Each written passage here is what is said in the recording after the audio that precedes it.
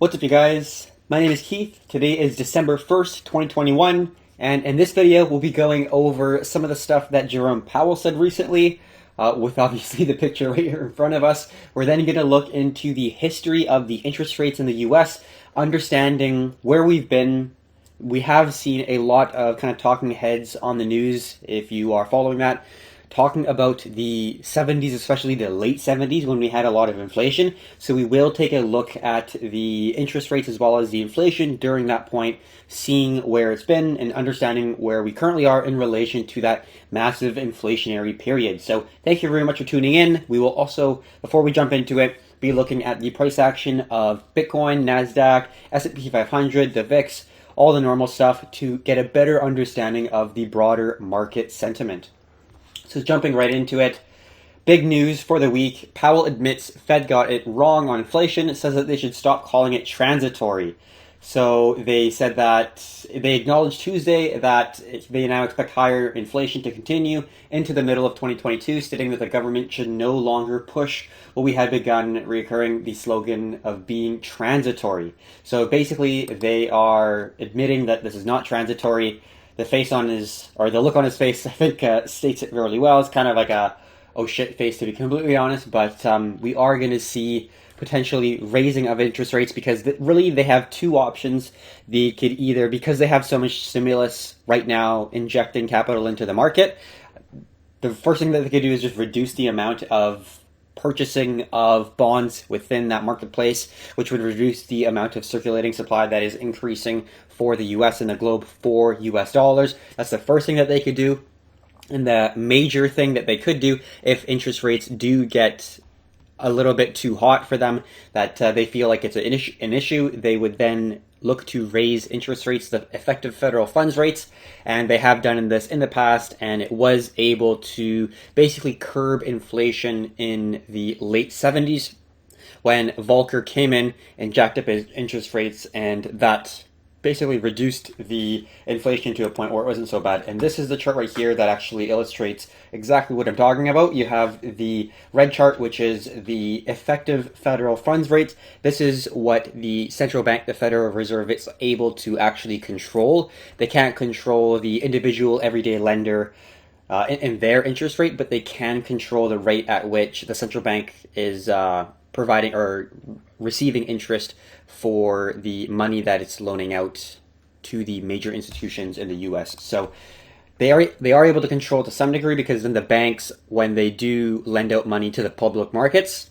that interest rate that they're receiving from the bank has some sort of relation, but at the end of the day, it's not directly correlated. But we can see that the effective federal funds rate and the inflation, basically, this blue line, is pretty correlated. And it does make sense because the Federal Reserve is going to raise interest rates when there is higher inflation, because that's really the only tool they have in their arsenal other than reducing the amount of printing that they are currently doing with all their currency proliferation techniques. So I thought this was a pretty interesting chart. And for the information here, it is the percent change from 1 year ago, and this is the percentage right here. So in the 80s, when it was just 1 year, is 20% inflation, which is obviously a very substantial amount. So that's what everyone's saying we don't want to get back to, because obviously that would be a significant amount of inflation, where that would be almost on the cusp of getting into hyperinflation territory.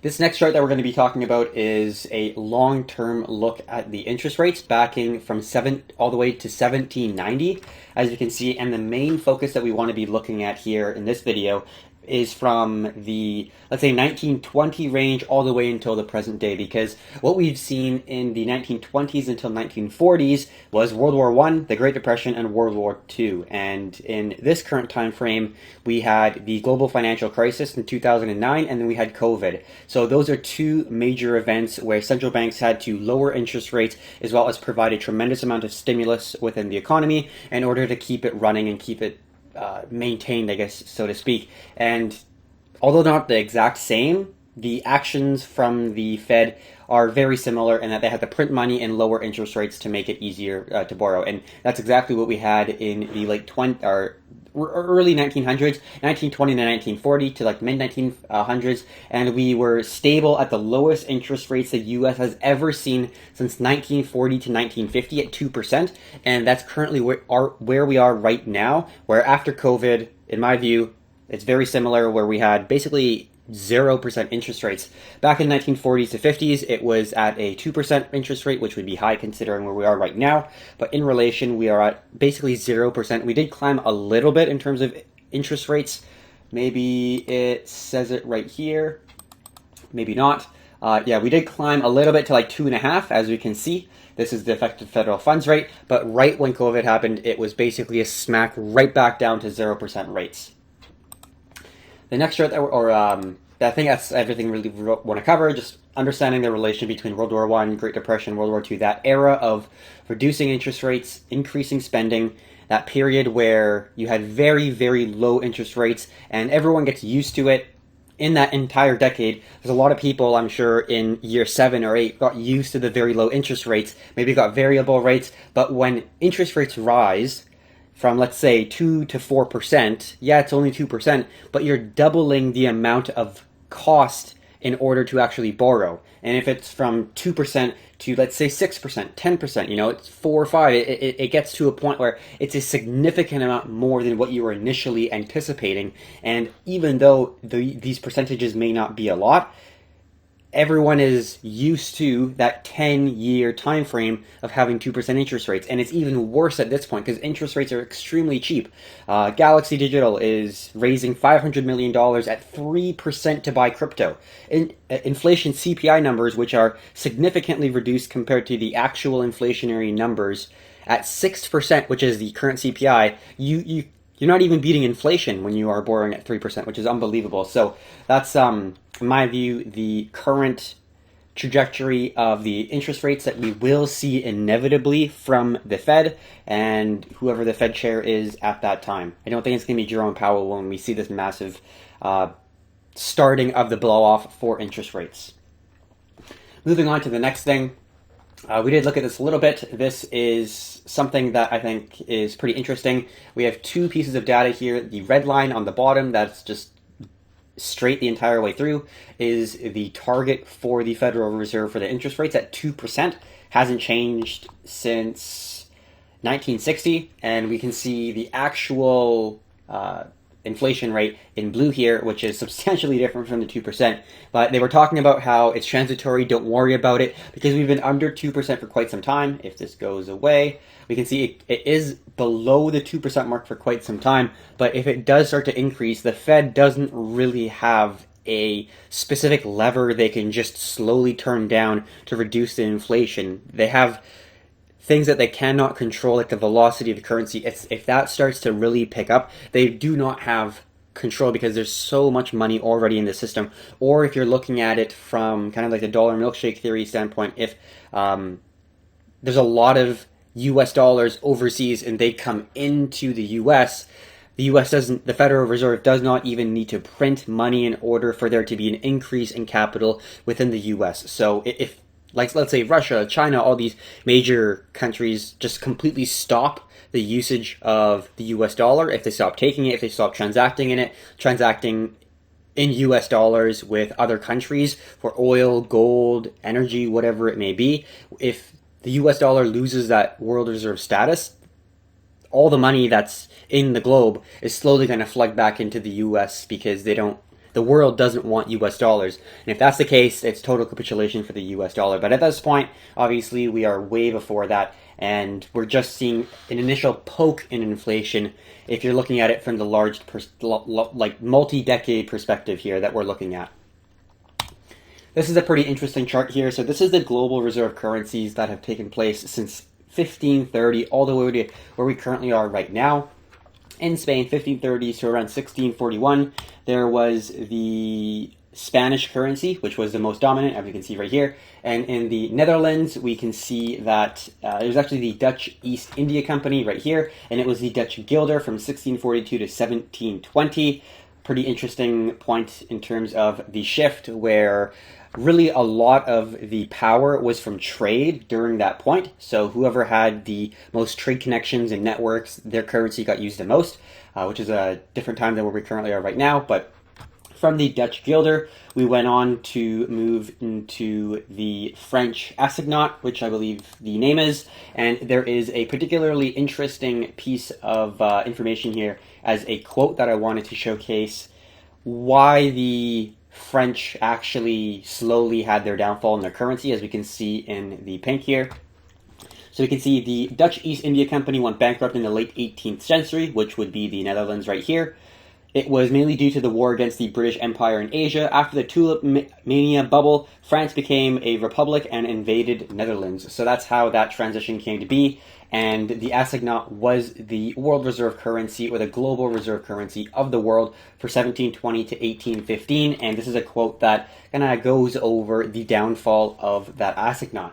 So the assignat successfully stimulated the economy, but the shortage of circulating supply for small transactions and the government's need for still more money encouraged the assembly to first lower and then eliminate the interest rates on the notes while simultaneously reissuing instead of destroying them once they return to the treasury. So basically they are substantially increasing the amount of both actual funds or actual capital in the market, as well as fake ones, because if you are issuing bonds and then once you basically get paid in them, instead of actually destroying the debt, you are just continuing to build more debt. It's a never-ending cycle. And we can also read that the assignat had begun to depreciate as the government began to issue more and more of the notes.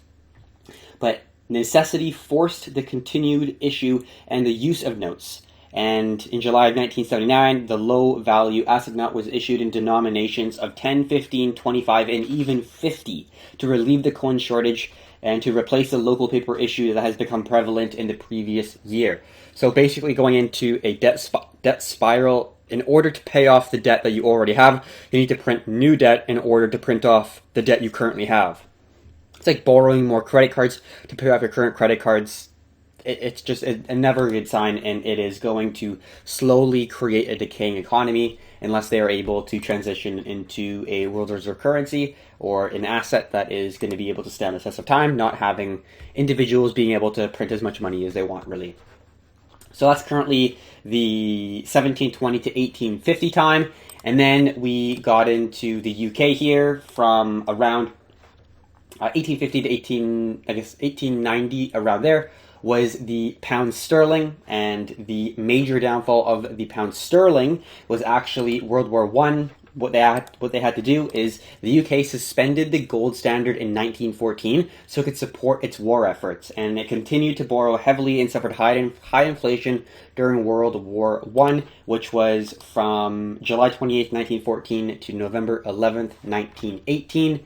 And this next chart here is, I think, a really good representation of what actually happened in terms of the world reserve currency. This particular chart shows the global foreign public debt, and let's say at 1914 here, right around when the gold reserve was still intact, the Great British Pound, GBP, was over 85% of the global foreign public debt, which is monumental.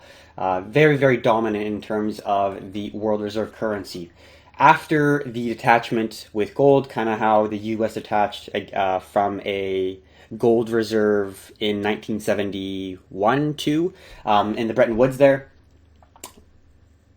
they, in short, connected the ability to transact U.S. dollars or pound sterling in this case to gold, and obviously vice versa. And that caused a lot of fear, uncertainty, because gold has stood the test of time as a value holder, basically, a safe haven in times of currency uncertainty. And we can see that over time, the Great British Pound has fallen from around 85% all the way down. This is only showing 1944, so it's probably a substantially lower point than where it currently is right now, with the US dollar at a much higher point. I don't exactly know what the numbers are, but we can see that point where the US dollar started to regain that momentum to the upside, taking more of the global foreign public debt, and GBP to the downside. And in the foreseeable future, it does look like potentially there could be a shot that Bitcoin could be this up-and-coming runner. Now, obviously, that's a lot of speculation, but you never know. That would be pretty awesome. So that's going to be the view of the more fundamental, longer-term, basically like almost multi-decade view of what we currently see potentially happening in the future, and some of the information that gives me a better understanding of what could happen, basically. Obviously, this is biased because I'm currently looking at the data, but if you think that there is a completely alternate way of viewing the data, please let me know. Super happy to have a discussion and understand the other side of the story. Moving on to the charts here, can't forget that. We're first going to be looking at the bond market as well as a little bit of the US dollar here. So first, we're going to be looking at the 1 to 3 year Treasury bond ETF.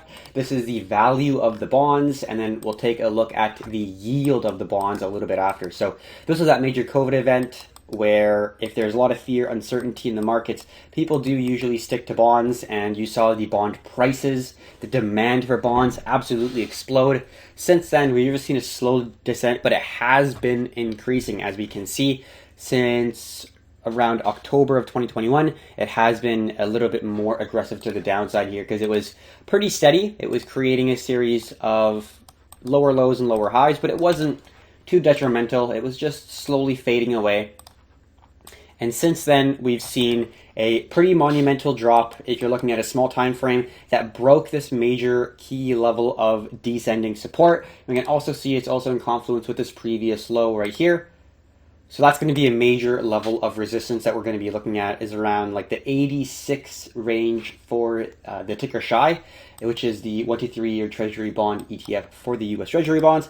And right now we're just kind of hovering. It does look like it's consolidating, but as long as we're staying below 86, it does look a lot more bearish for me because we are going to be looking like we could see another big move to the downside here, potentially even to kind of fill this initial pump up there. But overall, let's look at the smaller time frames here on the daily. It does look like we are forming a slight base. As we can see, we're expanding in volatility, not ideal, like so. And then we could even draw a little midpoint here. Let's not use that one. So that's our midpoint. So it is basing a little bit. It would be great if we are able to see, let's get our brush, a nice hold of this key level of resistance, as we can see right here. So even if we get a slight move and we're just holding this level of resistance and this level of support, we get a nice dump, and ideally we're going to see another fall of this support level, just like we're seeing a fall of this support level here. So as of right now, it does look like we could see a little bit more of a consolidation, a point at which I would look at risk-on assets as extremely valuable to hold, indicating a very risk-on sentiment globally would be if we start to trend below this series of slightly lower lows and start to really capitulate. At that point, no one wants US bonds, and that would be a very risk-on environment. So as of right now, we are consolidating here. I'll just take a quick look at the print screen and go over this a little bit more clear because I like how this one has the lines here. So you got your major level of resistance, you got your major level of support. I think we could be moving around in this zone here, but ideally we like to see this zone hold, and you're probably going to get some level of a hold at this zone here. And if it goes below this previous low, it's a very, very far down for us to connect back to this support level. So that would be a point at which a lot of risk-on assets will be doing well. From around 85.65 to 85.40, that's going to be a move where I'll be looking to speculate in the markets, let's say. So that's going to be the US bond market in terms of short-term bonds. Let's remove all that off. We're going to take this off. And now we're going to be looking at the actual yield of, not those exact bonds, because those were 1 to 3 year, and this is the 10-year yield, but still shorter term bonds. And looking at the 2-day, what we're ideally looking for here within an inflationary environment is to see the yields increase because there's more demand for interest because there is higher inflation. So if we are looking at it on a technical standpoint, we do see a high, lower high from a major move to the downside. So you're seeing a squeeze occur here, as we can see right here, and then we'll just pull this back. previous support turning into resistance, massive push to the downside, and then you see resistance all along this series of lower highs here. We also do see this nice recovery from this sell-off, hitting the previous level of resistance as a new level of support. As we can see, major rejection, which now turns into a nice new level of support. And you also get, if we're taking a look at a smaller time frame here, a nice squeeze occur where you get a key level of resistance and a nice ascending level of support. You get a nice squeeze with a strong initial injection of buy pressure pushing the price up, and then you get some hesitancy. You get a lower high, which isn't fantastic, but it is setting up nicely. And let's just draw what we saw on the 20-year chart, the 20-year yield chart that we usually look at, and we have this trend line right here. So let's discuss what we currently see within the market, and we'll get our nice little print scheme. So we saw an initial push up, as we can see, and this is the reverse in the direction because it was initially pushing to the downside. We had this long consolidation, and once we broke this zone right here and started to actually trend up, that was a reversal formation and the completion with that break. We got a retest to validate this previous resistance as a new level of support. We got a reversal formation, and then this is our first initial burst of the, in my view, the major trend of increasing yields. Because like all the things we talked about in the previous section in the video, why they're increasing their interest rates is because they are seeing higher inflation. With supply chain bottlenecks, I do not think it will stop, and they've already done the damage of massively expanding the money supply, so they can't just quickly evaporate all that fiat currency. It does not really, unfortunately, work like that. So when we are looking at the technicals yet again, we'll just take a look at the resistance right here, and then we got a nice setup, which is now going to be acting as a support. And we also see confluence within the higher lows as well here. So you do see a zone of confluence where buyers are going to be located, which would be around the 1.4 range, which is really nice to see. So you're going to see that continuation buy pressure, and you get a squeeze from the sellers coming in here. So obviously you do get a current squeeze, and in my view, we are going to be breaking to the upside, although obviously anything could happen. The markets are pretty volatile right now, but as of right now, it does still look like it is holding our structure pretty well. We can make that a little bit more neat, like so. And ideally right now, it does look like we're holding. We do see slightly lower lows every single low, which isn't fantastic, but as long as we're able to consolidate within this zone right here with the apex of this current symmetrical triangle ending in around very early January, ideally we'd like to see a break before that, but that's like the end completion of this formation if it is going to squeeze to almost to the apex, because no price action ever gets to the very, very center, or like very, very rarely. But overall, right now, it does look like it's holding, and that's going to be a viewpoint of the U.S. Bond yields. We can just take a look here. It does look like we're making slightly lower lows, which isn't too worrying when you are getting a structure that's still holding above a major level of resistance, and you are seeing a nice squeeze here in the volatility. Although it's still pretty volatile, I must say. But ideally, we're looking for something like this, where we're getting a slight reduction in volatility and then a nice pop. So we could get something kind of like that. Let's say something like that. And we get a nice pop. You're getting able to get a nice little retest of a new level of support. And then the continuation for the trend goes, and risk on assets are yet again another great time to be in. So that's going to be my overall perspective of this current chart, the US 10-year yield. All right, next thing we're going to be looking at is the DXY, which is the US dollar currency index. Keep in mind that this is relative to the other fiat currencies that are also getting proliferated within the market, mainly the euro. It's around 60%, I believe, of the DXY composition, and you get a bunch of other currencies as well. But overall, if you flip the Euro USD, this is kind of the chart you get. And if you look on the 2-day, we just broke out of a major zone of resistance at around 94.5, right around there, 94.4, 94.5-ish. And we are currently still holding that previous low, as we can see right here. And if we are looking at a potential zone for a completion, just using the geometry that we broke out of, Yeah, we're gonna get around 99.5-ish, somewhere around there. So let's get our ray, and it's really at a major zone previous resistance, turning into new support for the symmetrical triangle, and then we broke all the way down. So around 99.5 would definitely be a zone for the potential DXY. After the break of the 94, I was, can't say extremely bearish, but I was definitely bearish on the DXY, especially when we were at this point here, when we were squeezing like so, and we were expanding in volatility. And let's get our midpoint right there. At that point here, I was extremely bearish.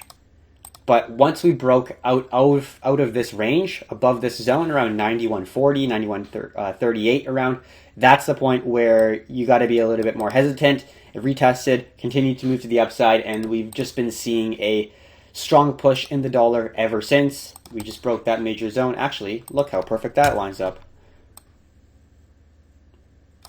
Get that zone right there, and we can also connect the higher lows there. So we are currently within an ascending wedge that recently just broke out.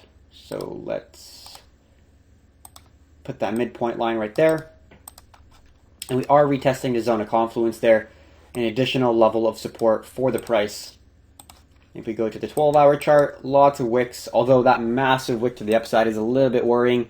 You do see, although, a lot of sell pressure within this zone here, like the 96.20 range, because you see that initial candle right here, and you see lots of sell pressure coming in as soon as the price went below this zone. And if we look on a large time frame, I'm sure all that's wick, like on the weekly, that entire zone from 90, let's say 7 to 96.1, almost a full dollar off there, 97 to 96, is a complete wick, which is, to me, showing that there is a lot of sell pressure. We could see a pullback to that previous level of support at 94.50. That would be fantastic for crypto, because during the previous major bearish situation for DXY, that was from around May 2020, and when we started to really see the bull run commence was September 2020 around. So we can see July, November 2020, September 2020, right around there, as we can see. Massive jump to the downside until January. That was the kind of best part of the move there. March 2020 was monumental. So we'll be moving on to the next part of the video, which is going to be looking at the risk-on assets. First, looking at the S&P. We'll then look at the NASDAQ, and then we're going to end off looking at the volatility index for the S&P 500. So looking at the weekly chart, this major zone is going to be the key level that we want to see hold, which is around 45, 43, somewhere around there. We see not only it was a key level of resistance prior, it was also a perfect candle closure on the weekly chart to start off the new candle back in October, getting into the 25th of October for the next week. And it does look like we do still have one more day left for this candle, but it does look like we are holding it before the next week closes. If we do get a little bit of bearish pressure to the downside midweek, I would be hesitant to say, yes, this is not great until we close, because as we can see within this chart, massive wicks to the downside. We see big wicks to the downside. It does happen. Big wick to the downside with this candle right here. You know, at this point, I think if you're not expecting a potential reversal, especially if you're looking at larger time frames, might be mistaken, where we've seen it over and over again. And unless the Federal Reserve is going to raise interest rates, and we're going to have like a Paul Volcker type situation where there's a massive rain from the hawks on the market to reduce stimulus, increase interest rates, and make it harder for people to borrow money, it's going to be terrible for the overall risk-on sentiment, and a lot of stocks as well as crypto are probably not going to do great. But until we have actual confirmation and an increase in interest rates, I do not think that we'll get as big of a sell-off as most people think. Obviously, with the new variant, it is another factor at play, but we're not really going to get into that in this video here. So let's look at a smaller time frame here now that we've discussed the large time frames. So pretty big sell-off, as we can see, but like I said, key level of resistance that we're still able to hold. Let's just go to the smaller time frames here on the 4-hour chart. We do see lower lows are able to hold some level of support. It would be interesting to see how the price action looks here tomorrow when we are able to get a little bit more data coming in, and then we do see a nice level of support here coming in, or resistance coming in. Let's just see if we're able to connect it a little bit more. Not ideal, but you do see it's not absolutely a monumental sell-off, I guess you could say. Let's just put that midpoint in right there. And what we're looking for is a potential contraction in the volatility where we're pressing down against a major level of support. So let's just make this all in green. We have this key level. Initially, it was a key level of resistance, which then we broke out of, retested, and then pushed and continued higher. We then pulled back and held this range. We see buy injection coming into the market. And we're also getting a squeeze where we're getting a key level of resistance and a key level of support, putting pressure against this level of demand, as we can see right here. And this is a contraction because we see pushes to the downside, but you know that there's going to be buy pressure coming here. So at the end of the day, either the bears or the bulls are going to have to win, and it's going to be dependent on fundamental factors in my view. At this stage, we have seen a recovery for a lot of the worst case scenarios, like the whole raid situation with the BLM movement. I'm not saying it's a bad movement, but just saying there was a lot of stuff going down that would be very, very negative for the markets. We also had COVID, which completely locked people down. People just seized operations. Like, it's unbelievable what actually transpired during the kind of initial lockdown period. But overall, we have really stood our ground in terms of risk on assets, and we've recovered very, very well. And I do think that even with this new variant, as long as there's no new fundamental factor at play, we are going to be seeing a nice rounding, and we will see a recovery, and this will be looking fantastic for the overall cryptocurrency market. And on a 30-day time frame, on a correlation perspective for S&P and Bitcoin, we're actually at a 0% correlation, which is kind of surprising, but this is only for a 30-day time frame. You can check out more on our website, performante.ca, within the crypto tools section, within crypto prices in crypto tools, but definitely it's not as correlated as it once was. Let's say a month ago or 2 months ago, it was a lot more correlated, so that's really nice to see. Moving on to the NASDAQ here, let's just zoom that out. Let's move to a 4-day time frame for the NASDAQ. So the NASDAQ has a little bit further to go in terms of the move to the downside. You do see previous key level of resistance, you see candle closures, and then you see around that 15.7K range is going to be a major level of support on the NASDAQ there. Let's move to a smaller time frame. And you do see it did break this key level of support horizontal, as you can see right here. But on a larger time frame, it could potentially be a wick, depending on what time frame you're looking at, the 4-day, 2-day. So although it does look like a head and shoulders, if we're able to not close below the 15, let's say 16K mark, that would be looking phenomenal. I would not expect this to actually follow through in terms of the head and shoulders unless there are fundamental factors at play, because A, the S&P is doing well and overall risk on assets aren't plummeting. You do see that previous level of resistance, which is also acting as a resistance before the next push up, holding potentially as a new level of support. So that's really great to see. And overall, you are seeing a lot more hesitation with the right shoulder. Like, you see a very quick reaction for the, let's just get our brush, for the left shoulder, and then you get the big head with the massive bearish engulfing candle here, engulfing 1, 2, 3, 12-hour candles prior. But overall, it is a pretty quick move to the back to the downside. But you get a lot of hesitancy right here, as we can see, and it's, yes, you are seeing bearish engulfing candles, like this candle was massive, but it's not as quick as you have with the previous candle, which in my view is a little bit more bullish, which is nice to see. And if we are able to get a hold of the 2-day, especially the weekly, on this $1,600 or $16,000 zone, that would be that would be overall great. A rejection of this reversal formation is if we break the right shoulder, which is at 16.4K.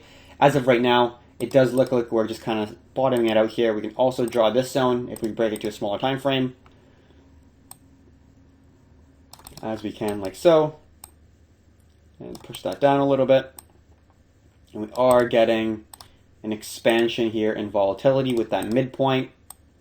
And then this is also the neckline, as you can see, like we already talked about. So we could see, let's just get the brush here. We could see if we fail to go above it, this hold as a support, and then we're going to contract like so, and then we're going to get our recovery like so. But if we are able to hold this, and this just turns into a wick, and we got our candle up here, and this is just the wick, then we actually wouldn't hold this zone, and then the head and shoulders here wouldn't be validated, so it wouldn't be a reversal. And once we break this right shoulder right here, then it'll be game on for risk on assets, especially the tech sector, because this will be the invalidation of the reversal of the major level of resistance that we're seeing at 16.4K, and to be looking really solid for the really tech sector. But the NASDAQ has been pretty more, at least more correlated than the S&P when looking at crypto, at least in my view. So we're going to be now looking at the VIX, the Volatility Index. It has been spiking, and it does look like we're pressing up against major levels of resistance, as we can see right here. Oh, did not draw that in. There we go. Like so. So it does look like it is pressing. We were consolidating at this around 16.8 low to around 27 high, which is quite a large range for the VIX to be consolidating in. But at this point, it does look like we are potentially breaking out. Let's just take a look right here for the descending zone. Major zone that we could be hitting if we do start to actually breach it would be this level right here, 13.35, basically on the dot there. Pretty big move in terms of the current consolidation we were in. Let's just quickly look at the geometry of where that lines up. Yeah, we could extend this a little bit higher up. Obviously, it's not an exact zone, but we could see that next key level of resistance. Could be a pretty swift move if the VIX does push up from where we currently are, around 27 to around 35. That's going to be a major dump for the S&P, for the NASDAQ, crypto, so we will have to keep that in mind. If we go to a smaller time frame, definitely something to keep an eye on, because if you can't look at it on a smaller time frame, because this is for the futures, but if we are looking at a smaller time frame for the VIX, if it starts to absolutely pump, you can really bet that the NASDAQ is falling at the same time, and crypto will follow suit. And the final thing we're going to be talking about is crypto. Let's just jump right into it here. We're first going to look at the Bitcoin chart, and then we're going to look at some indicators, looking at the Bitcoin COT data as well as the hash rate for Bitcoin. And then we're going to end off looking at the volatility of Bitcoin on a 24-hour time frame. So first off, we do have a lot of hesitation right now in terms of the overall buy pressure in the market. But overall, we do see that this key zone at around 52 is holding, and we did talk about this around 52K zone many times. Nathan did bring it up, as we can see this guy right here. And if we go to a smaller time frame, I think it was the weekly or 4-day, we can see key level, and then this guy is going to come up here. Might be on a different chart where this is a wick, but this is the overall structure where we got 52 from, where we get 3 zones of confluence. You could also get multiple from targets, but we're just looking at main large time frames. You got this key level of resistance acting as a new level of support. You got this descending zone. This is normally a wick on another time frame, but you can even see that it was a rejection instantly back down. And on a weekly, for all time frame, for all exchanges, you will see a big wick to the upside at that around April zone. But you see a descending zone of supply coming in, and then you see an initial rejection, and then a move to the upside, a retest, and then an exploding move to the upside where you get a slight continuation before the sell-off we're currently in. So that's going to be the 3 zones along with the higher lows, where we're going to have that conviction around that 52, 53-ish K zone where Bitcoin currently is resting. So if it does break this, would be pretty catastrophic to some degree for a lot of the alts, because if Bitcoin's falling, alts are definitely falling, and it's going to all happen at once. If Bitcoin breaks 52K, you can pretty be sure that you're going to have the US 10-year yield move to the downside substantially, breaking key levels of support. You're going to have the 1 to 3 year Treasury bond value, the ETF, spiked to the upside, and you can look back at the previous little section of the video where we talk about that. These charts right here. You're going to have the NASDAQ fall below 15.7K. You're going to have the S&P fall below the neckline, or the key level of resistance, sorry. We talked about a neckline on the NASDAQ. So the S&P is going to be falling below this major level of support on the weekly and holding, and the VIX will be absolutely spiking. So all of this will be happening synchronized to some degree, I guess you could say, because everything is correlated to some degree. You're not going to have one completely isolated asset, especially with a market cap that Bitcoin has and the crypto market following suit in terms of market cap. So now we're moving to a smaller time frame here. You do see a series of lower highs, which is squeezing, and the ideal outcome for this is, let's just take a quick screenshot here, is you see a series of lower highs, as we can see, but you're going to get this key level of support to hold. So then that's going to be forming a descending triangle formation where you get an initial sell-off, you get a touch, you might break this ascending zone. I don't really mind as long as we are not breaking the zone of confluence, which would be this zone right here.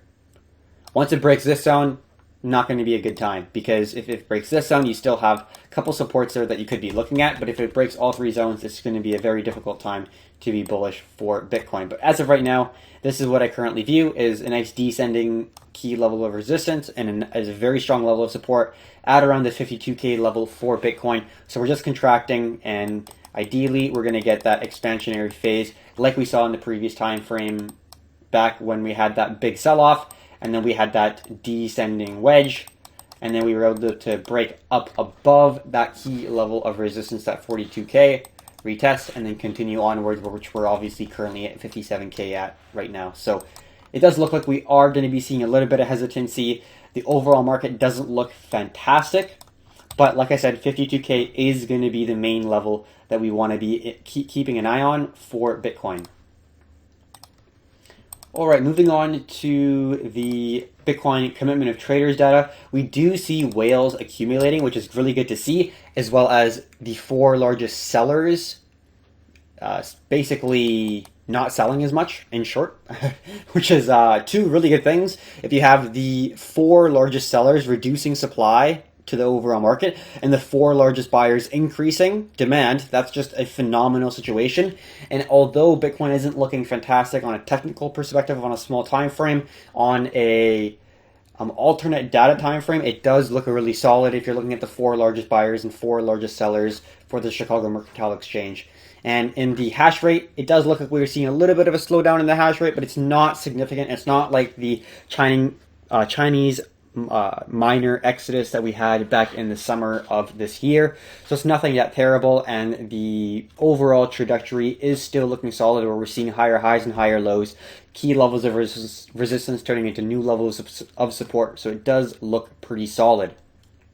And the last thing we'll touch on is the volatility index. And just to go over what happened last time, right before the major bullish event that we saw, we're getting a contraction in the volatility, but it's a contraction in the volatility of Bitcoin, right? So we're seeing that right now. We're seeing a nice descending zone, and we're also seeing a descending zone right here. Let's just redraw that there. So we're seeing a squeeze in volatility, and that's ideally what we're looking for. We've been even seeing higher lows there. So we're really getting a squeeze in volatility. So in my opinion, we're going to see either a very significant move to the upside or a very significant move to the downside here soon to come. Ideally, we're looking for, obviously, a move to the upside. If it does move to the downside, it will not be looking good for overall altcoins. Kind of no matter what you're holding. Some, I'm sure, will hold their ground, like metaverse projects are doing really well right now. But overall, we will be seeing a lot of red on CoinMarketCap on the list there. So that's going to be my overall view of the broader markets, not just looking at crypto. And if you think otherwise, if you think that we are going to be entering a bearish time, please let me know. Would like to appreciate the other side of things. If you thought that this video was useful, educational, entertaining, it would mean a lot if you do give it a thumbs up, so we know that we should continue making more videos like this. Thank you very much for tuning in, and until next time, have a good one, traders.